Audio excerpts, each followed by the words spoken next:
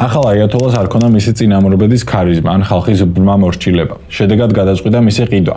ხამეინი მიცოდა, რომ მხოლოდ რელიგიური ლოზუნგებით არ მას ვერ გააკონტროლებდა. მას სჭირდებოდა ძალა, რომელიც მისთვის ყველაფერზე წავიდოდა. ამიტომ მან გადაწყვიტა ისლამური რევოლუციის გუშაგთა კორპუსი ქვეყნის უმდიდრეს მაფიად ექცია. ხამეინიმ გუშაგებს გადასცა ირანის ეკონომიკის გასაღები. დღეს ეს სამხედრო ორგანიზაცია აკონტროლებს ყველაფერს. ნავთობის მოპოვებას, მშენებლობას, ტელეკომუნიკაციებს და აეროპორტებსაც კი. მათ ხელშია ქვეყნის მშპ-ს თითქმის 50%. ხამეინიმ შექმნა სისტემა, სადაც გენერლები არა მხოლოდ ჯარისკაცები, არამედ მილიარდერი ბიზნესმენები არიან. ეს არის დიქტატორის ყველაზე მყარი გარანტია.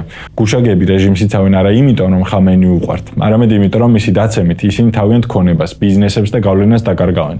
ხამეინიმ არ მიაქცია კორპორაციად, რომლის მეწილეს თავად არის. როდესაც ხალხი ქუჩაში გამოდის, ეს მილიარდერი გენერლები მათ დაუნდობლად ხვრედენ, რადგან ისინი საკუთარ საფულეებს იცავენ. ხამეინიმ დაამტკიცა, რომ იარაღი უფრო ეფექტურია, როდესაც ოქროთია დაფარული.